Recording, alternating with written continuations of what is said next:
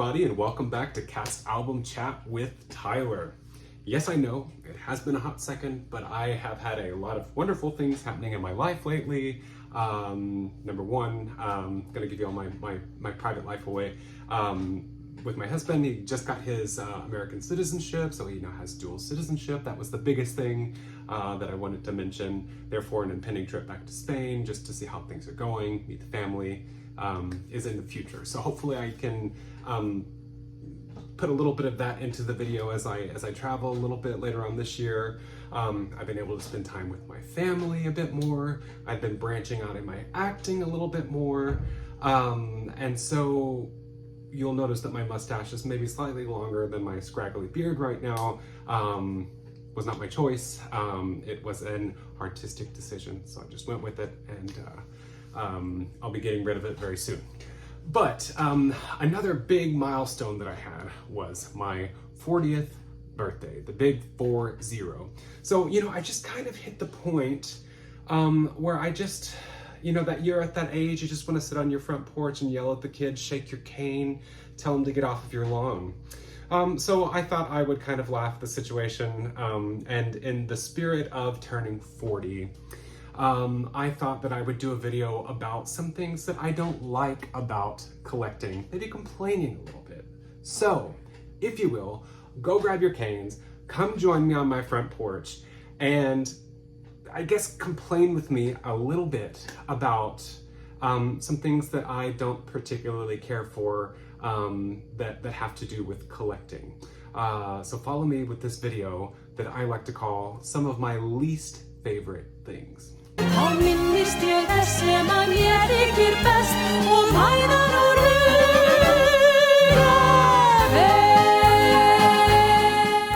And no, don't think it's lost on me that with my advanced age, I've started to use the phrase in this video I like to call, sounds very much like the Crypt Keeper from Tales from the Crypt.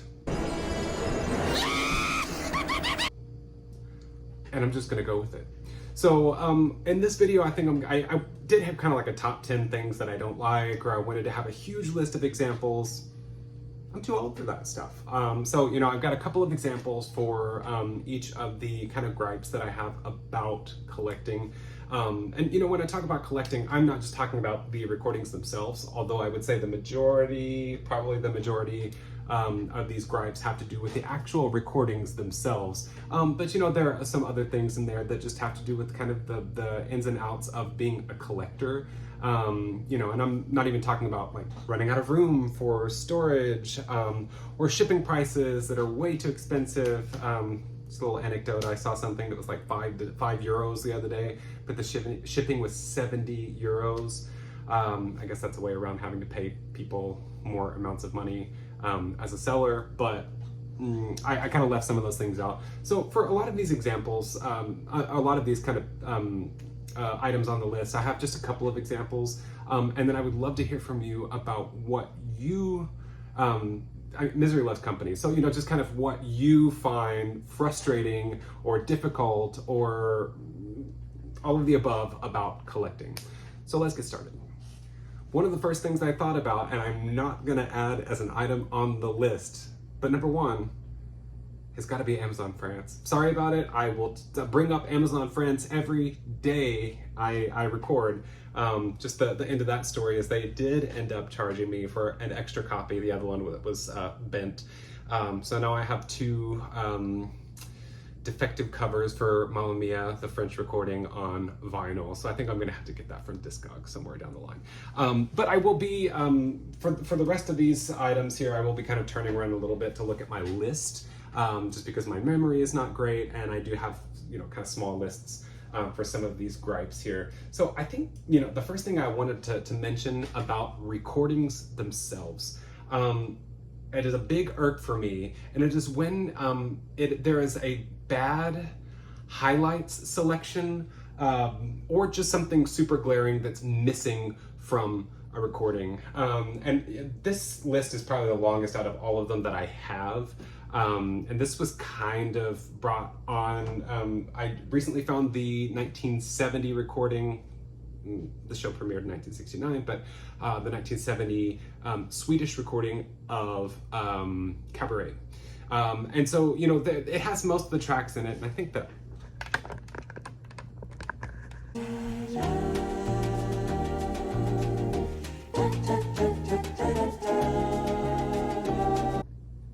And we're back. I think I was having some technical difficulties. I just saw my camera going down and down and down and down. And my cat's not even here, so I don't know what it was. Just faulty technology.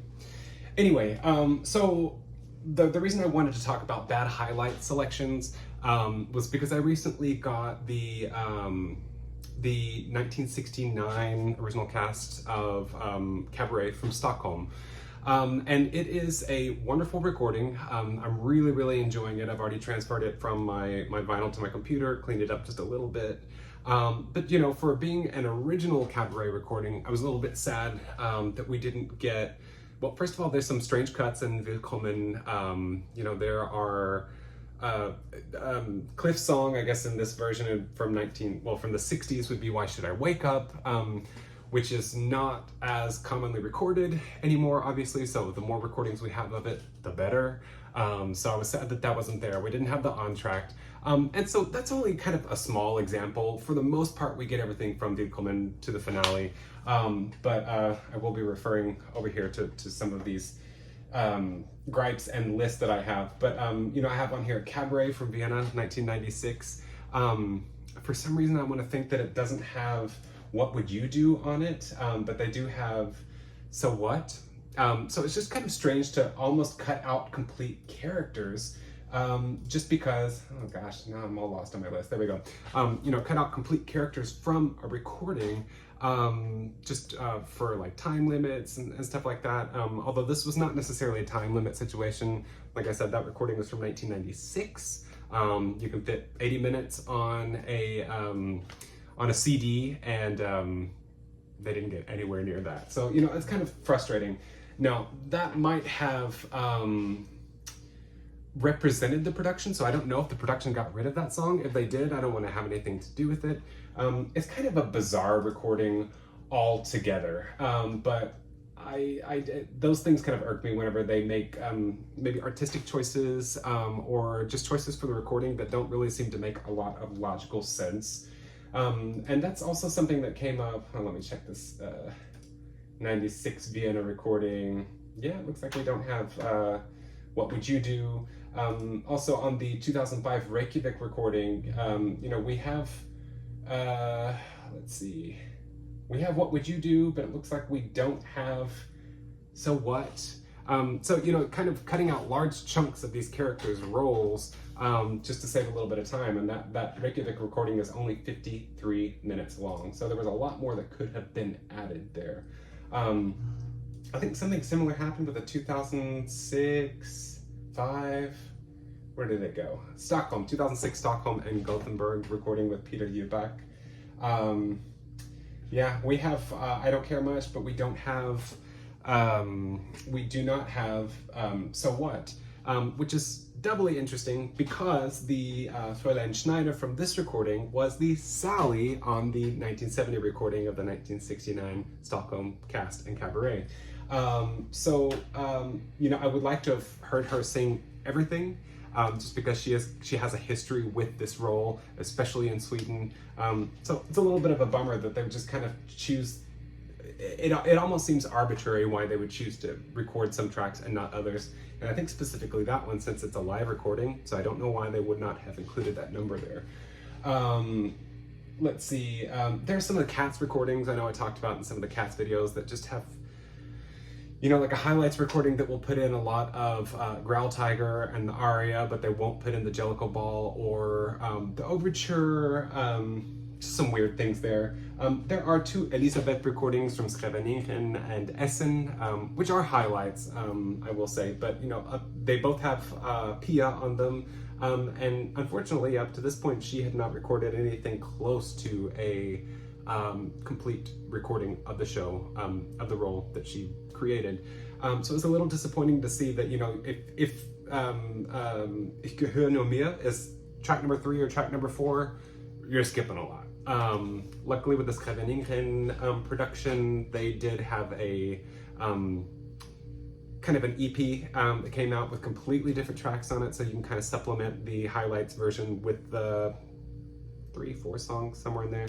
You can add them in there to make it a more complete recording, but it's still not exactly complete. Just some other things that come to mind. There are a lot of Grease recordings that have no secondary characters whatsoever. So, you know, we don't get Mooning, Freddie My Love, even those Magic Changes. Some people like Grease, some people don't like Grease, but if you're gonna do a Grease recording, you might as well put those characters in there. They kind of give the piece a lot more flavor. It's not just Sandy and Danny and Rizzo. There's a lot more to it. A lot of these come down to just being kind of highlights recordings, but Little Shop of Horrors there's a Swiss tour version, the one that's more readily available, I would say. There are 2 Swiss tour recordings, and the Reykjavik recording from 1999. They just skip so much of the material on there. I just don't know why they would even put them out. This is not me saying that I would rather them not have put out a highlights recording. I'm glad, even if it's a single, I'm happier with a single than nothing. I just don't know why they would kind of put these out in such a truncated form. Mary Poppins from Iceland as well. Being Mrs. Banks is not on there. So there's just some weird omissions there. Rent from Iceland as well. I don't know what it is with Iceland. Sometimes they have very complete recordings, like the latest Rocky Horror Show recording has a lot of music on it. But the Rent recording, considering that the original recording was a 2-discer, and then the Icelandic recording, I think, clocks in around 40-45 minutes, somewhere around there. And the last little thing, you know, talking about kind of making a decision about what to put on a recording and not put on a recording. The Prague cast recording of Evita, which is one of my absolute favorites. You know, it was done in the studio before the show actually opened, but they did have an alternate for Eva.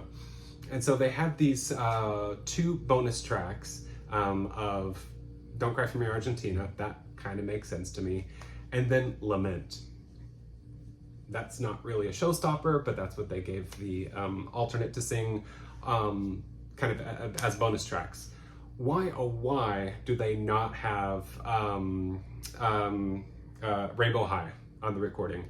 One of the best Evas ever recorded, one of the best orchestras ever recorded for Evita, and we don't have Rainbow High. So, you know, that is supremely frustrating whenever you get a recording that's great, and then you don't really get that much material, or there's some more material that could have been added in place of another track or something like that.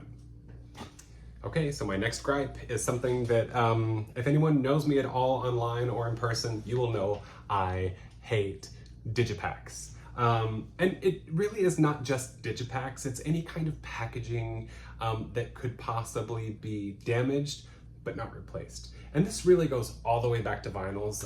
I do love having my vinyl collection, but you know, there are just some things that after so many years and decades, they will be damaged. They'll have ring wear on them as far as vinyl records are concerned. But you know, kind of with the advent of tape and then later on CD, we have plastic cases. And I know that there's a case against plastic cases, or the use of plastic. So I understand that completely. But I really, really, really dislike digipacks because there are so many things that can go wrong with them. I just got a few examples here that, you know, are not necessarily, there's nothing wrong with them yet, but there could be. But this is the Joseph single from the Netherlands. It's called Dromen. It doesn't even say Joseph in the Amazing Technicolor Dreamcoat on it. Well, maybe on the inside it's got something. Actually, Joseph. Ah, yeah, there we go. On the full layout here, you get the title at the very, very top. I'll put a scan up there. So, you know, my copy is in pretty good condition, I would say. But, you know, there is some creasing here, and you can see that this was left in the sun. And so this is lighter than this side. So I actually have to display it on that side. I should get this one, get a new copy of this because it's not terribly difficult to find.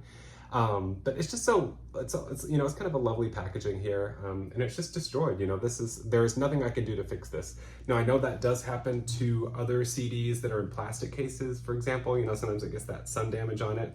But this is just a complete lost cause as far as this packaging is concerned. It's completely messed up. Phantom of the Opera from Korea. I believe this is the second recording, and actually I could gripe about the first one as well. I think it's 2003 and 2008 or 2009. Let me go ahead and look this up in my system here. Phantom Korea 2001 was the original Seoul recording, and then the next one was in 2009. Yeah. So when I scanned these in, you know, I don't necessarily have a problem with just kind of darkening it down to black, especially with like Phantom or Cats or something like that. But you can't really see the texture of this thing, but you can kind of see the sheen on it, and you can kind of see some little scratches there. There's nothing I could do to not have those scratches on this recording. And this one's fairly rare and expensive nowadays. I think I didn't pay that much for it when it originally came out. I snatched it up on like Yes Asia or something like that when it first came out. But you know, once this is damaged, if this is ever significantly damaged, then it's gone. So, you know, that's something that just kind of bothers me. And then, you know, if you let somebody else look at your collection and touches these things, sometimes you can get fingerprints on them, or somebody could not understand how delicate these things are and bend them, and then they're kind of messed up for life. Another thing that I find interesting, living in Texas, sometimes you just don't have any choice other than to leave a recording in the car, especially back in the day when I had a CD player in my car. And what I learned is that a lot of these digipacks, I would say actually probably all of them, are glued in, and it gets very, very warm in the car. And I have not necessarily a digipack, but the Swedish Revival, it's probably the third recording of Jesus Christ Superstar from Malmö. That happened to my recording. It was kind of like a cardboard case, and it had the two plastic holders for the CDs in it, and they just kind of are off kilter now just because they melted and then set back in a different shape. So not my favorite. But you know, there is something about these recordings like this Grease, for example, from Estonia. I can remember. I actually got this when I was on a trip to Estonia, and I feel very lucky that it's in great shape right now. And this kind of cardboard is not as difficult to take care of as opposed to this kind of weird glossy-ish thing that the Phantom of the Opera recording is. But like I said, I was very lucky to grab this when I was in Estonia. But you know, if you live in Europe, you're collecting, you find something in a store, you're probably going to, if you were like me anyway, you're going to be traveling Ryanair, and checking a bag on Ryanair is very expensive. And so, you know, you can only wrap so much and not take up so much space in your one backpack that you brought with you to Estonia. So I feel lucky that this is in pretty good shape, but it might not be considering what I had to do to get it back to Spain when I was living in Spain. And just a few more examples here. See, this is why I don't like this. This little leaflet just fell out and I was grabbing the case for Beauty and the Beast. The two Beauty and the Beast recordings from Russia are digipack, just kind of little slim digipacks here. And on these, you actually don't get that much of, not really much of a liner note here. It's just kind of the little leaflet because there's not much room for the liner notes there. Also, you know, Phantom of the Opera, this is another kind of tricky one. It's not as slick as the Beauty and the Beast. I don't know if you can see the difference in the shine. Maybe you can see the difference in the shine here. This one's kind of very, very glossy. This one has a little bit of a matte something over it. It's embossed here. But you know, once it's damaged, it's damaged. So luckily this is still in pretty good shape, but it looks similar to my Korean recording, and that it just has a few little marks on there, and there's really not anything I could do about it. I'm also not going to go back and spend an exorbitant amount of money just for the packaging, but as a collector, I think we're all big fans of packaging. So I don't know what it is about Russia, not getting into politics, but it seems like a lot of their recordings are like that. I think that my Little Mermaid recording from Russia is a digipack, Cinderella is a digipack, so they went in that direction, don't know why, but it's just kind of maddening. So that's another one of my little gripes, and by little gripes, I mean huge gripes. All right, I hope you have your canes ready to shake with me on this one. This one kind of hits me a little bit closer, being what I would like to call a former performer. Don't know if I'll get back to theater ever again in my life. I would love to, but we'll see what happens. But I would be very mad if I were on a cast recording, especially a long time ago. This was my memory of the show, and I was not credited, or not properly credited. This happens a lot, but I just have a few examples here. I know that I was asking any fans that might be from Chile if they would know who plays or sings which role on the Fantastics recording from Chile. All of the actors' names are there, so they are credited, but we have no idea who sings what, so where to give credit when credit is due. Exactly. It's just very frustrating to me that that information's not out there. The only person that I know for sure that sang their role is Carmen Barros, because she is the only female in the cast, so that would be why I know she sings Luisa.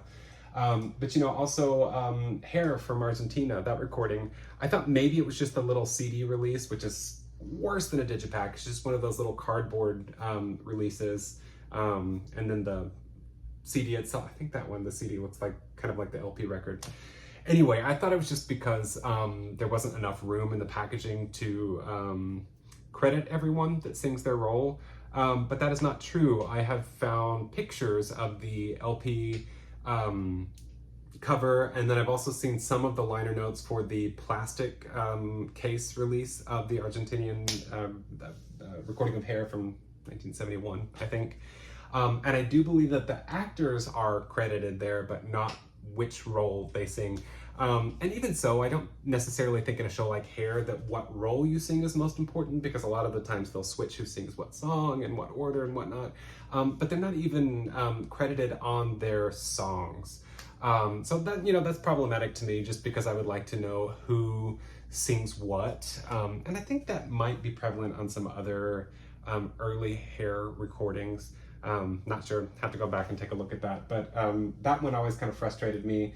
The Cats promo from 2001, that was another one. There are no names, no music director, no musicians, no singers, no earthly idea. And it makes it even more difficult just for, you know, someone that doesn't speak Japanese, even if you're looking at that information online. And it just makes it doubly hard to find the information, simply because, you know, I don't speak a word of Japanese, I don't understand kanji, I don't understand how any of it works, so I have to do a lot of copying and pasting and putting in translators, and even then I still have not found the answer as to who really sings on that recording. So it is frustrating, you know, and because I do like the performances on that little single, it's frustrating not knowing who sings that. I think the same thing happened with the German Tent Tour single. Yes, I know that those are for promo reasons only, and maybe that's a reason why they're not credited. I don't know if that has, you know, if you credit someone, if you have to pay them. I don't really know what the legality of that is. It's just frustrating, especially for collectors. And, you know, as you see, I've got all of my stuff in iTunes, so I can search for, you know, for example, Kim So-hyun that sang Christine in the 2009, on some of the tracks in the 2009 Soul recording. If I want to see that she's shown up in another recording, I can just click in here, search for her, and then she'll show up in my library. But if I don't know that she was on a different recording at some point because she wasn't credited, then that really works against me, and unfortunately works against her, because, you know, we wouldn't be able to, you know, search what she's done in the past. And maybe I had another one. Oh, specifically iTunes releases. That's something that bothers me. You know, I did put in one of my videos that the South African recording of Evita is available now on iTunes, which is great. That version sounds better, although there have been some that have come out. The Lisbon cast recording of Annie from the early 80s. Godspell, I think, from Sweden, from Stockholm. There have been a few. I put them on my Instagram, which I promise I will start using more coming soon.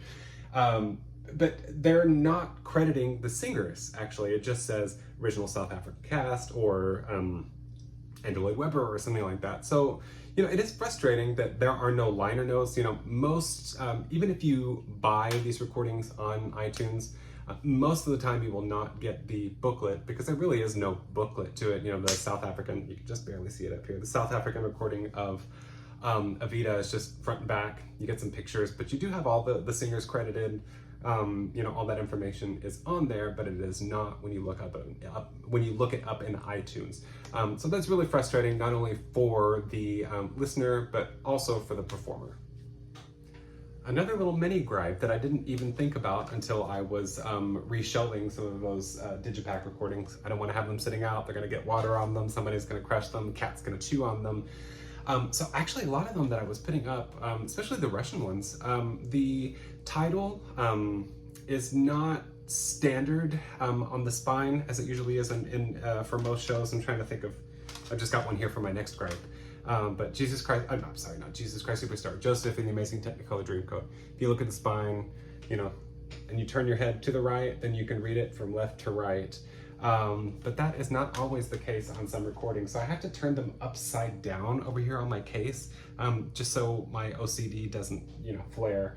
I don't know exactly which I'm trying to look at some that might kind of stick out to me. But that happens in a lot of countries with the spines of their books. I'm looking at you, Spain.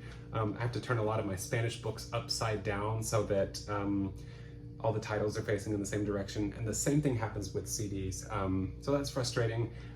Doubly frustrating. There was one up there, it was a Jesus Christ Superstar recording that I saw somewhere. The Spanish Fat Boy case from the original Spanish recording has writing in one direction, but then on the other, there are two spines there, it's facing in the other direction. So whichever way I put it, it's gonna look a mess. So I just let it go. But that brings me to my next little gripe here, and that is weirdly tracked CDs. And it just so happens that the first three examples that I thought of, and the examples that I have here with me in my hand, are Andrew Lloyd Webber shows. Don't know why, but that's at the top of my collection here, so those are the first three that I saw anyway, and couldn't really think of, I do have another one that I'll grab in a second, also an Andrew Lloyd Webber show, of weirdly tracked shows or shows that are only on one track. Now I do understand that the this original recording of Joseph in the Amazing Technicolor Dreamcoat from 1968, it's just about 30 minutes long, so it's not maybe I should have centered this before I opened it, usually I do, but gravity. It's not a very long show. This is the original version when it was performed as like a pop cantata for the boys' school that it was written for. So it tracks in at 30 minutes and 47 seconds, but it's all on one track. So if you want to listen to Close Every Door just randomly to hear what it sounds like, you have to find it. It is easier nowadays that we have sliders here on iTunes or on your phone. So if you have digitally put that in your phone, you can fast forward a lot easier than before when you just had to hold down the button and just listen to it go until you get there. I think, at least for this, I think this is now available on iTunes. So if you get this, I do believe it is tracked now, but there's no other CD release of this original Joseph recording, and it's all on one track. This is a very, very strange one. Jesus Christ Superstar. This is the 2000, let me scroll up here, I should have looked it up before I started talking about it. Jesus Christ Superstar. 2000, yes, recording from Budapest. It's a really great recording. I very much enjoy it. But it's one of those, luckily this one is a newer copy than the original one that I found when I was traveling in Hungary ages ago. It's easily damaged as well, so I have to take care of this one. But on this recording, what's interesting about it is that it looks like it has a healthy number of tracks here. But this is the overture is the first line item here, and then Heaven on Their Minds is the second line item here. There are no numbers. But what's interesting is that the overture, Heaven on Their Minds, are all on one track. It's 8 minutes and 42 seconds. Why? It's a CD. And then This Jesus Must Die and Hosanna are on the same track. The Last Supper and Gethsemane are on the same track, that clocking at 12 minutes and 28 seconds. And then Judas's Death and Superstar are on the same track. And if I remember correctly, there's even a little gap in there. It's not like these two numbers are flowing into each other. So it would have been just as easy to put a track divide in there. Don't know why. But it is the way that it is. But I think too, let me just roll back here really quickly to get my other example.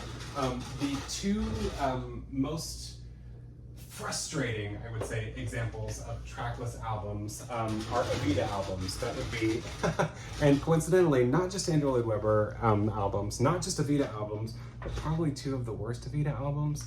The original Korean cast recording and the original New Zealand cast recording.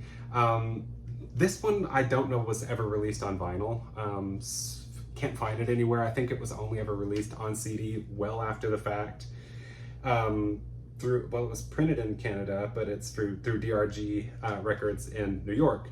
And I don't know exactly what the copyright date is on this thing. I believe the original company premiered in 1980, I think 1980, 1981. All that is to say that if it were on vinyl before and they just kind of did a straight transfer to CD, maybe I would understand it. It just doesn't make any sense. It even has numbers on the back here. You know, it says, you know, disc 1, and then it has number of tracks. But each CD has one long track. And if you've heard this recording before, you know that can be a slog. I think the singers are actually really, really great on this CD, so it's not as bad as it seems. Also a contender for one of the worst covers. These colors only ever existed together in 1980 and 1981 anyway, so that's bizarre.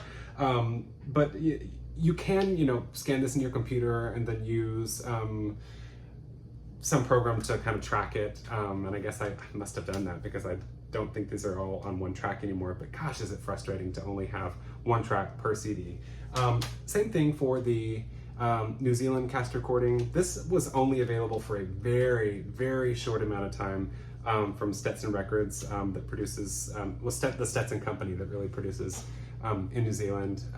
There's not a lot to it, and actually you don't get the pictures that are in the gatefold of the vinyl, which I have next to my South African recording that you can't really see up here, but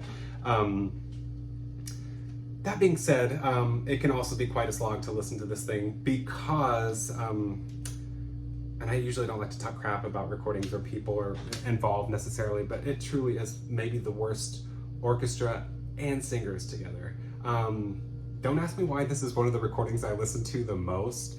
We don't have a lot of early live recordings of Evita, so it's interesting to hear what it sounded like in the theater, kind of from start to end. And there's definitely not a lot of manipulation on this thing. You know, I think it was just taken from a vinyl and they just slapped it on CD, but it is an actual pressed CD.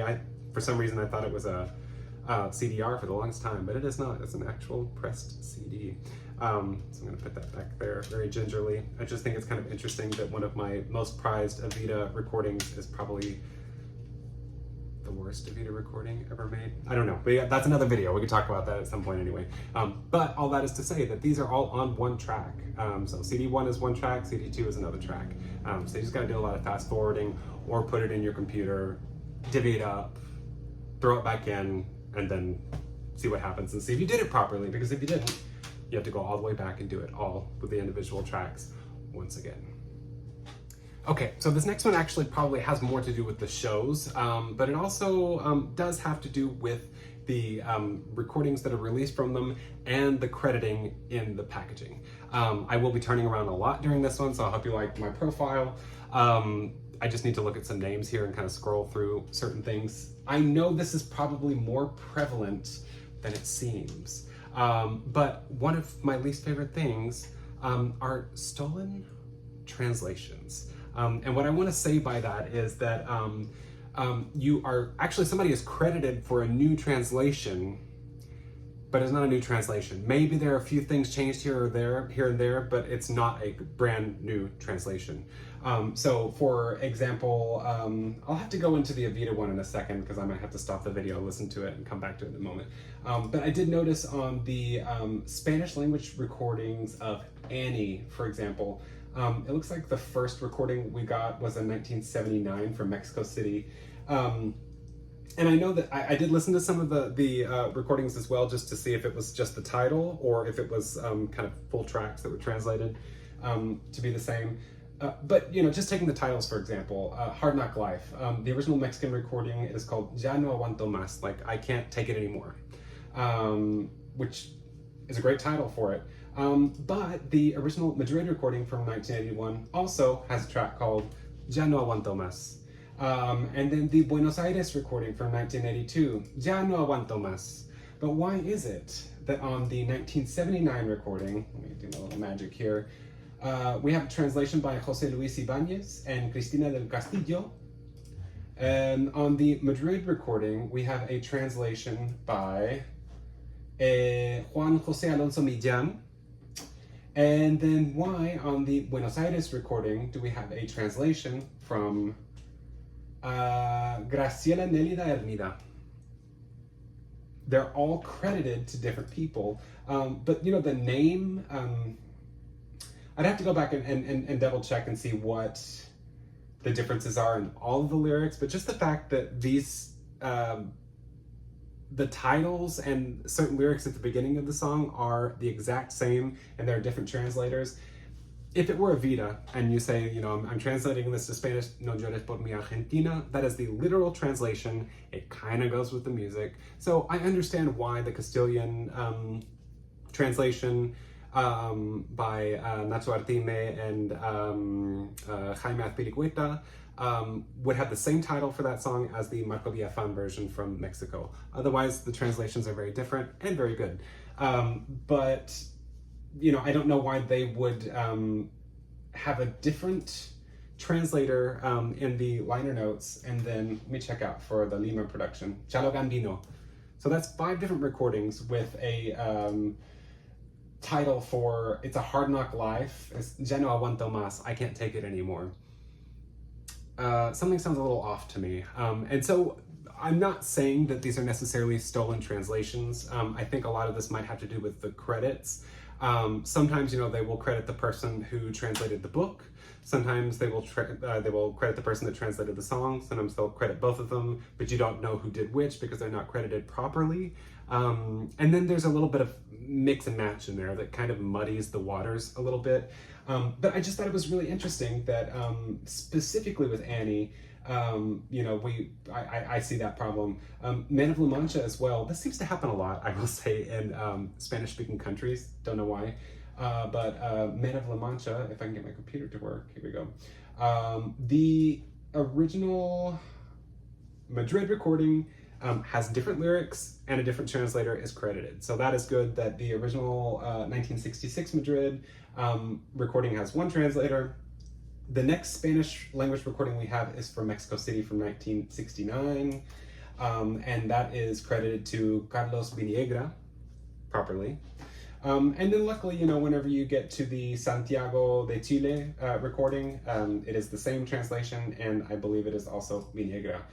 So there's no issue there. But the issue that I do have is that when I go to the Peru recording, I, of course, put Carlos Viniegra in my computer here, but I did check it later or earlier.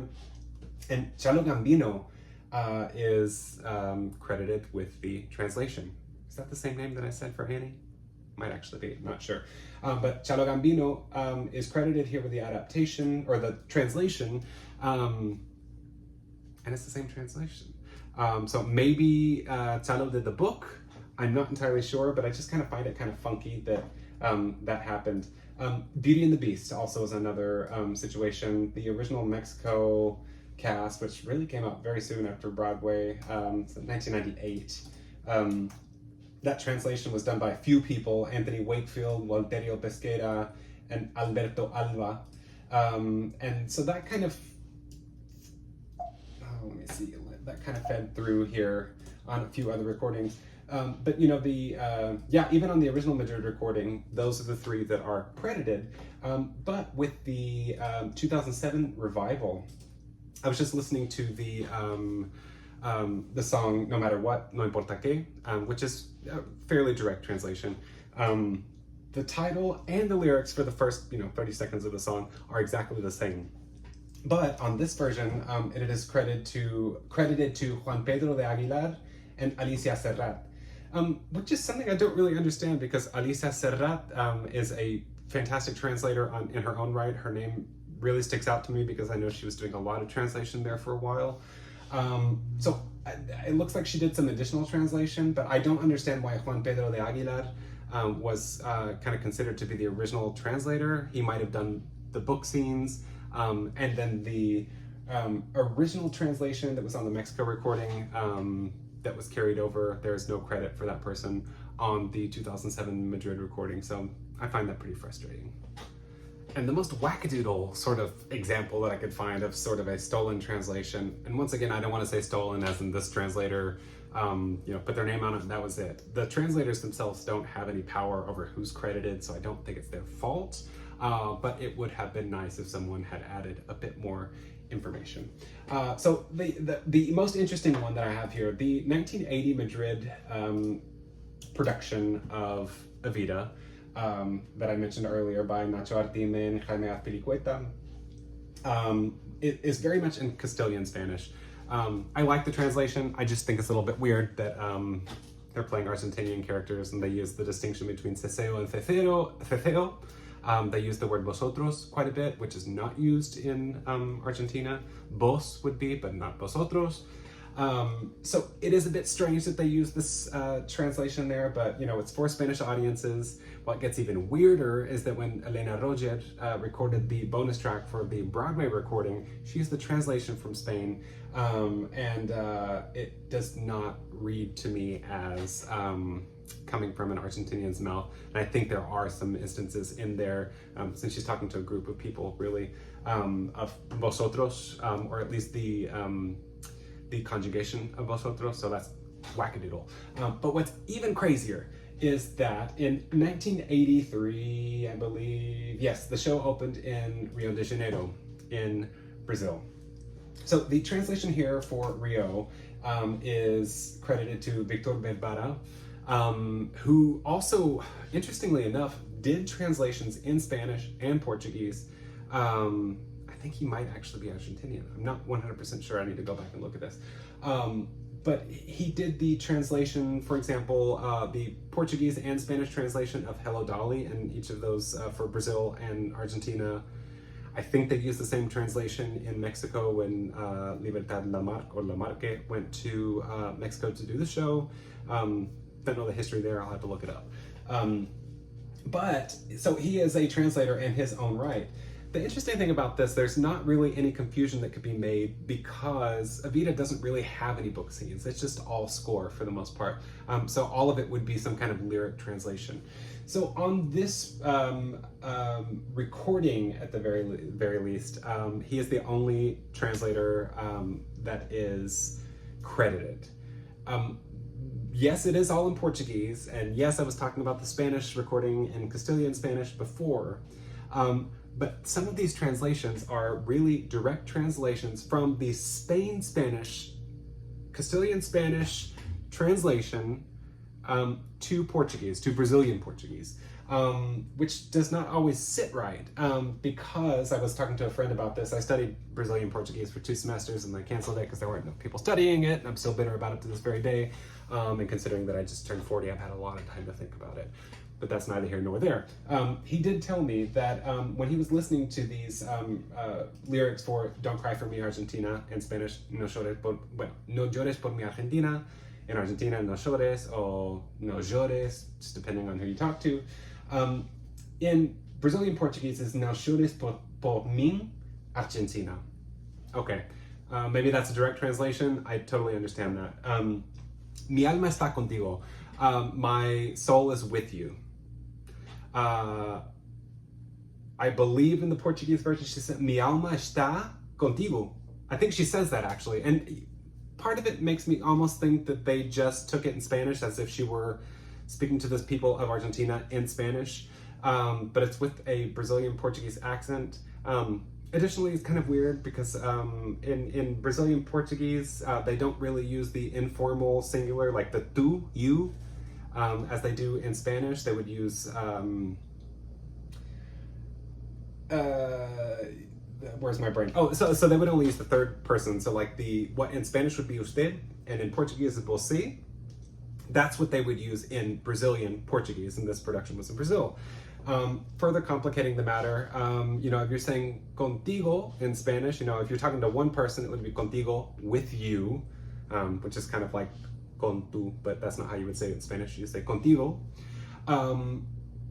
You would say in Argentina, you would probably use vos. And I don't know if they say contigo there, but vos is, I might need to look into that as well. I don't think there's a composite word like con vos. I think you would just say con vos and that's it, possibly.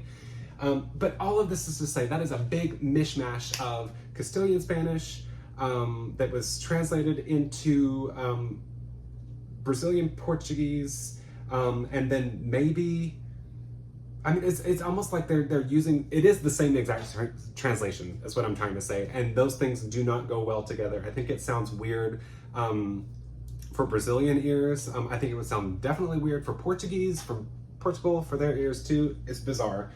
And this really does carry through the rest of the translation, because we have High Flying Adored, which is a very difficult thing to translate, because it's very, it's not very literal, you know, it's all kind of a metaphor.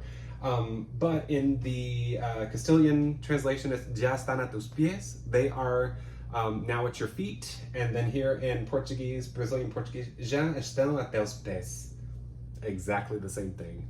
And you know, now they are at your feet is such a departure from the original title that I just don't think that there's any way that there is a I don't think it's a coincidence that Victor Bebara came up with this. Talisman, which is Rainbow High, talisman, like a good luck charm, talisman in Brazilian Portuguese. Too much of a coincidence as far as I'm concerned. So, let me check out this one before I let you go on this one, and then we'll go on to my next gripe. But I love griping about this one because it's so weird. Yeah, the translation for I'd Be Surprisingly Good For You is so different, and I think it's just because there was no way that they could have translated from the Castilian Spanish to the Portuguese and made it make sense. But all that is to say that this is definitely not even from the original English. You know, it is a translation for the Spanish production that was put into Brazilian Portuguese in a weird jumbled form, and there was no crediting of the original translators for the Brazilian production. Okay, so that last one was a little long-winded. I got into it a little bit more than I wanted to, because I just talked for a few minutes about trackless CDs and those kind of frivolous things. But you know, if your blood pressure is not high enough, let's complain about even more things. Get out your cane, shake it with me, we're gonna have fun. The next thing that really gets on my nerves as a collector are extremely limited releases. I'm just saying that, you know, I understand. One example, like I said, I just have a few examples here, but one example that I have is Beautiful Game from Germany. This was a kind of a summer production, probably only ran for a couple of months. So I would understand that. I'm very glad that they made the CD. I've heard it before. I'm unwilling to pay 100 euros for it, which is what I see it going for frequently. So that's not going to happen. But I have heard it before, and I'm glad that the recording is out there. But that being said, I do understand why there's not a wide release of this, just because of the limited nature of the production. It was in Bad Hersfeld. So even then, it's not like the original Berlin or Hamburg cast recording of a show. It's a summer production, limited audiences. I'm very happy that that recording came out. But what I do, oh gosh, all my hair is just flying away now. What is very frustrating to me is whenever you have a larger production, especially of a language that is very widely spoken in the world, and the CDs are released, but they're very, very, very limited. So, you know, a couple of examples that I have here, Korean releases, you know, I was talking about, I've actually got them right here because they're weirdly shaped. I do know I have a friend that has recently ordered Dracula from South Korea. These recordings, the packaging on these things is pretty marvelous, I will say. I don't have Dracula, nor do I think I will ever get Dracula because of what I had to go through to get this sucker. So this is the South, what year is it from? One of the South Korean recordings of Jekyll and Hyde. There are at least 3, and I think there are even more singles out there on iTunes. But yeah, this is the 2021 recording. It's pretty cool. They're all highlight recordings, but it's a 3 CD set. I mean, it's just, I don't even want to take all this stuff out. I'll probably put some pictures up, but it has a ton of stuff in here. Not only the discs, but, you know, like postcards and liner notes that are an actual book, you know. I mean, it's just really, really well put together. That's the positive side of things. Negative side of things. I had to order this from a ticket service through South Korea. don't speak South Korean. I think I had to put some stuff through translators, you know, and you have to order it with your credit card or your debit card. So it's nerve-wracking just to do that on a site that you don't 100% understand. And you know, just for different countries, we have different ways of ensuring that you get your order, that you know it's in the mail, that you get a tracking number, when it's going to arrive. None of that information was available when I ordered this thing. And you know, I got this through the most official form that I possibly could have, which was through the company itself. So it's frustrating because it's a very, very, very good recording, but it's so limited. It's not really ever going to be available outside of South Korea, out of South Korea. And I can promise you that this probably by now is out of print. And you know, that was only 3 years ago. And of course it probably took them about 3 or 4 months to get the thing to me. So that knocks off a little bit of time there.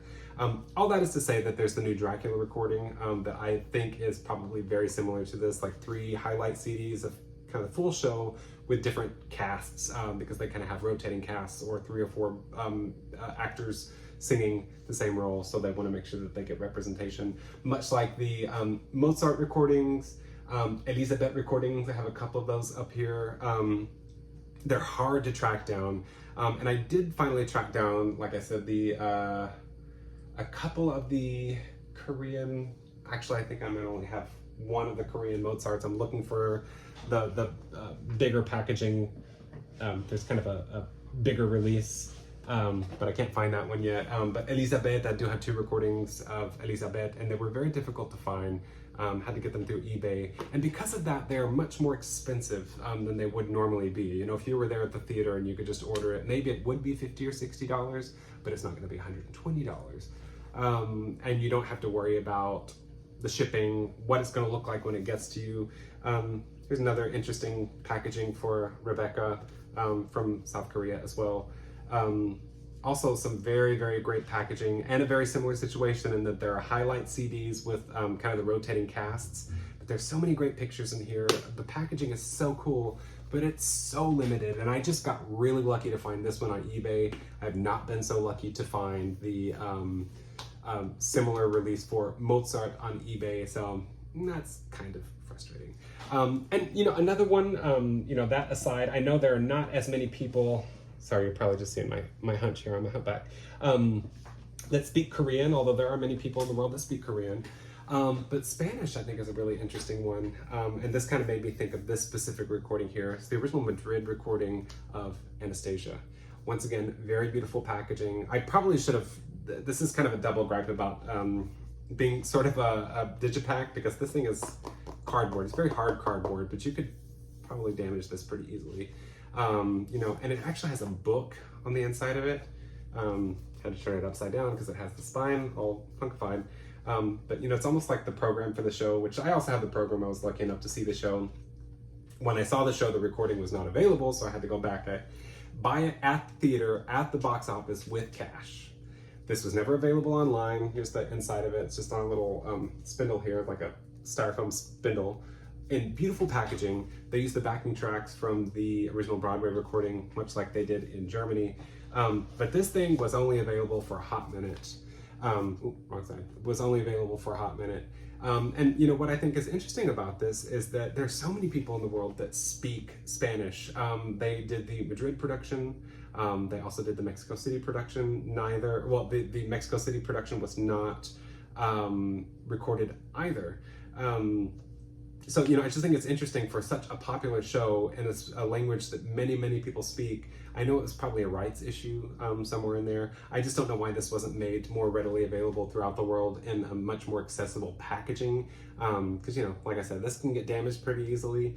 It was not expensive when I bought it. I think it was like 20 euros or something like that. So that was nice. But, you know, once it was gone, it was gone. I've been back to the theater since. It now has Aladdin playing there, which has not been recorded either in Madrid or in Mexico City. But you know, they didn't have any more of these available. So that's all she wrote. If you can find it online, that's great. But you know, if you can't, you just missed Anastasia, one of the biggest musicals of recent years in one of the most widely spoken languages on the face of the earth. And another little side note here.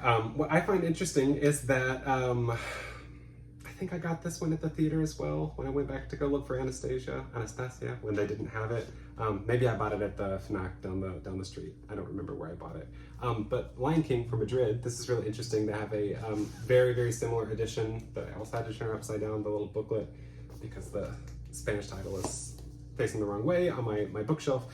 But it's packaged exactly the same way as Anastasia.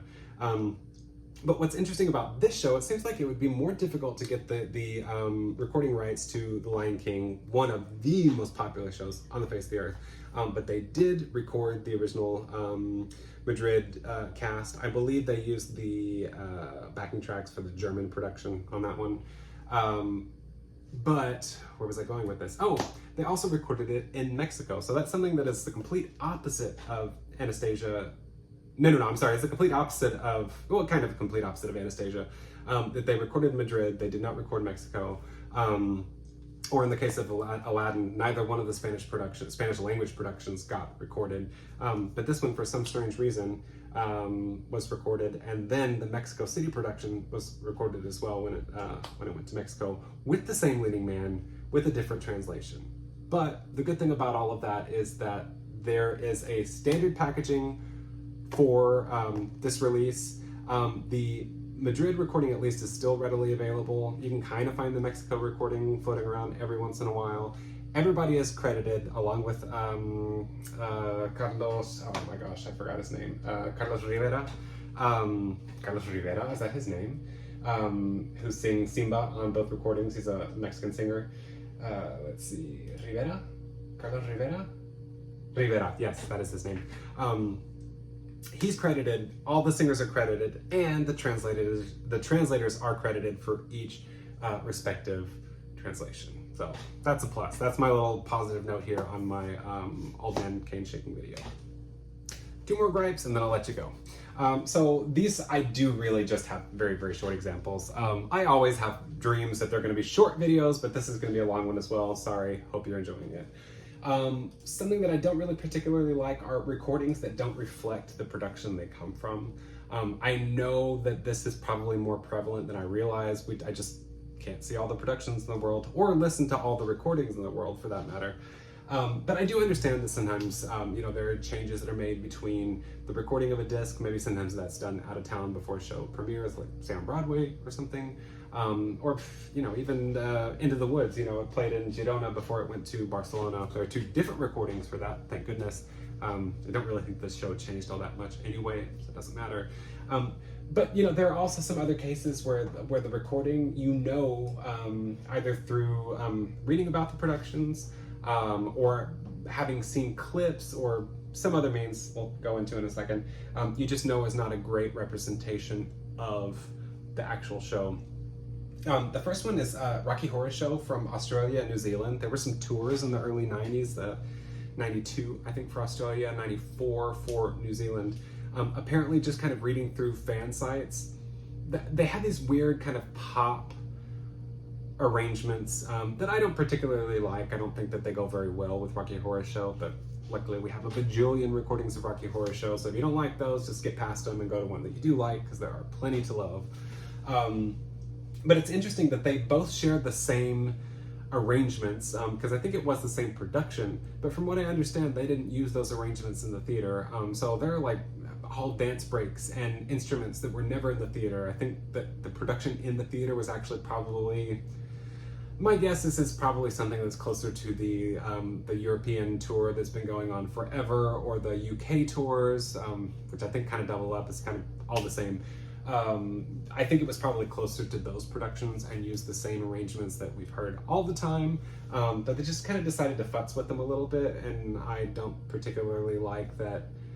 That could have been a perfectly good cast recording that represents a production, but then you have 2 sister productions that don't have anything to do with the production they're in. And the weird thing about it is, I believe on the Australian recording, Rocky doesn't even sing. In his little verse in Rose Tint My World, I think that Frank sings it for him. Don't know why Frank's not even on stage at that point, but there you have it. Weird, nothing to do with the production. Then, in the 70s and 80s, there were some Actually, this probably happened a lot back in the day, you know, when there were like 78s that came out and they were just like truncated versions of songs that didn't really represent shows very much. They just kind of gave you the highlights of the music, and that was it. But you know, when we get into at least like full LP, like 12-inch LPs, and then later on into CD days, it's weird when these decisions are made. But 70s, 80s with like Pippin, Dreamgirls, both of those were produced, I believe, through Motown Records. And they were produced as sort of pop albums, really. So they're not very theatrical. And you really can't figure out what Pippin, for example, is super hard to understand if you haven't seen the show, and the show's been revised a few times, so it's hard to tell what the original Pippin was like necessarily.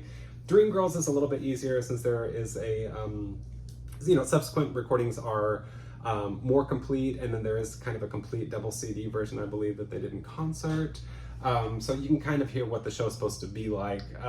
Pippin is a weird one because, you know, we have the Broadway recording, Australian, South African, Mexican, and so those the South African, Mexican, and Australian are more like the show than the original Broadway recording. But you still, you know, like the finale is still kind of cut up into pieces and whatnot. And even with the newest Broadway recording, it's kind of hard to tell what the structure of the show is, because they just cut out some dialogue in there, and I understand that completely. I don't think you need to put the whole show on disc to make it a cohesive listening experience. But if you really want to get an idea of what the show is like, find the Polish cast recording, which is also in front of me in my weird packaging shelf. This Polish recording is kind of like the Madrid recordings, but different. It does actually, this is the souvenir brochure with some really, really cool pictures, and then in the back, in a cardboard sleeve here, is the recording, and it has all of the, you know, if there's dialogue in the middle of the song, it has the dialogue in it. All the singers are wonderful, the orchestra is wonderful. This is one of my favorite, if not my favorite, recording of Pippin. So that's something worth checking out. But even with the video that came out in the 80s of I believe it was the tour when it stopped in like Toronto or something like that, or maybe they even remounted the production just to make a video of it, you know, with Ben Vereen, Chita Rivera, William Catt. There were so many cuts that were made to that in different versions actually that are available on VHS and DVD and Laserdisc. You know, it's hard to tell really what the show is. The finale is very confusing. The weird cuts in that thing. So yeah, I don't think that those recordings, I kind of blurred into my next one. We'll talk about bizarre cuts in a second. But you know, those recordings do not reflect the productions very much. And the last one that I kind of just sort of happened upon was the original Australian version of Jesus Christ Superstar. There was a highlights version, and then they had a complete live version that was taken from a soundboard, but it's official and it is commercially available. But I just hear a lot of musical differences there. The studio version, which is the highlights, does not sound anything like the live version whatsoever to me. I know that some of the cast members had kind of moved on from the production by the time that the soundboard was available. So I understand that different styles in singing might have come in with new actors. But you know, like Caiaphas, for example, he it is the same singer singing Caiaphas, but in one of them he has this electronic effect put to his voice, which is really cool. I love it. On the soundboard version, which is the live version of the show as it was performed in front of an audience, you can hear the audience, and you don't get that on the highlights recording. So I think that, you know, the original recording was sort of made to sound like the other recordings when it was in the studio, and then there's nothing they could have done to make the show like any of the other any of the other productions, just because it was live on the soundboard recording. That probably didn't make any sense, but go listen to both of them and you'll understand exactly what I'm talking about. And finally, as I was kind of getting into a little bit earlier with Pippin, sort of lost my way there for a second. I guess I could complain about Pippin recordings in many different ways, apparently. But my last little gripe here is about bizarre cuts in recordings. So, you know, like I was talking about the Pippin recording, if you listen to the finale of that thing, you have no idea what's happening. You would never know, you know, that they stripped the stage, that he's there with Catherine and Theo, and all of the text that goes there, and then the leading player getting angry with Pippin. you would have no idea that any of that is ever happening, or really what the outcome of the show is, even though back in the day it didn't really have any outcome whatsoever. It was just kind of sort of modestly happy, and that's, I don't remember what the wording he uses, but it's just like kind of happy, and that's not bad for a musical comedy, ta-da, and that was it. But none of that is on the recording. So it is interesting that they just make these bizarre cuts.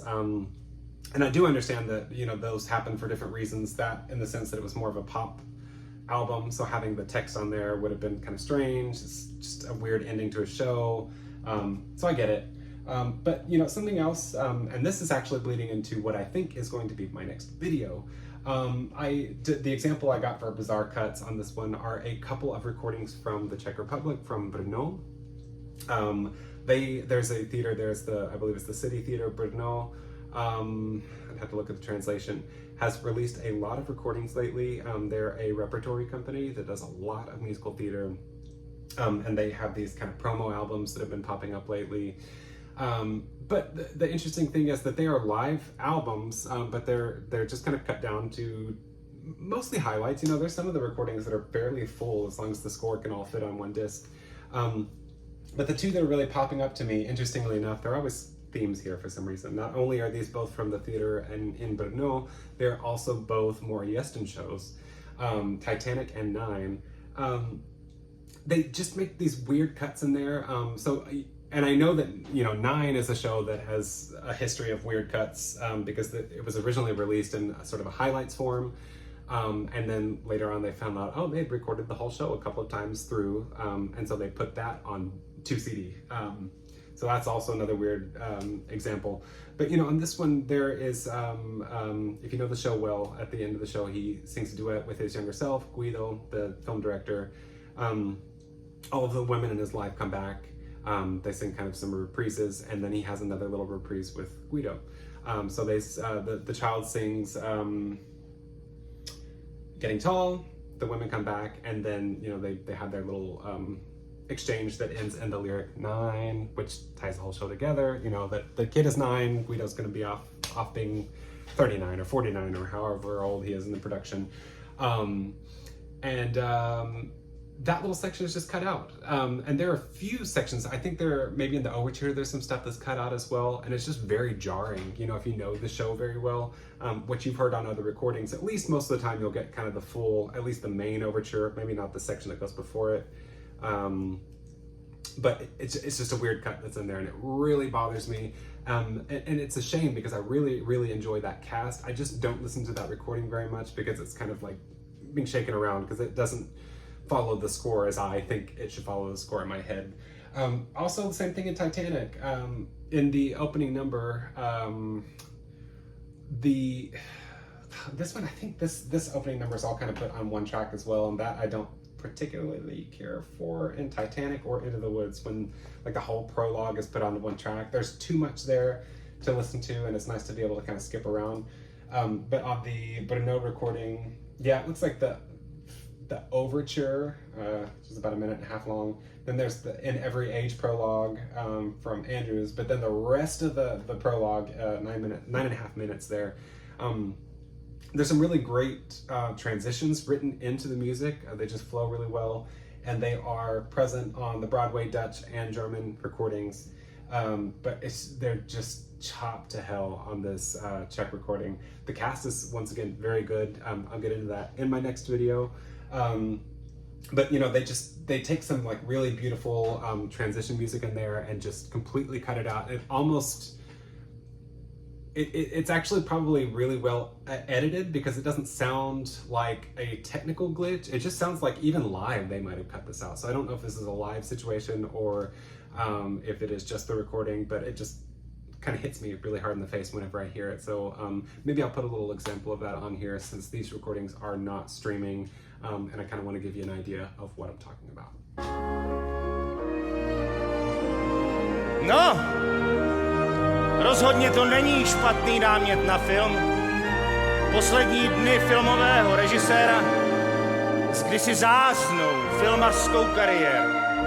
Odehrává se to v Lázních. A na konci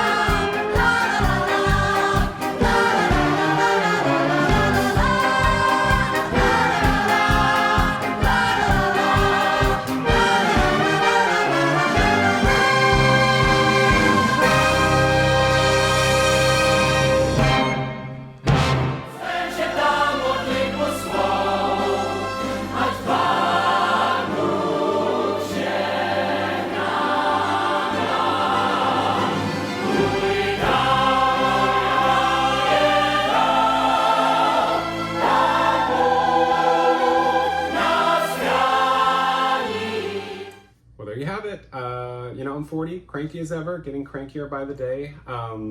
So, you know, all this stuff's just kind of negative things. I could talk about, you know, have a video of some of my favorite things, but that would be a very, very long video, you know, and that's actually why I've done this channel. I just thought it'd be kind of fun and in keeping with turning 40, of kind of talking about things that irk me and that I can complain about and just playing the role of an old man.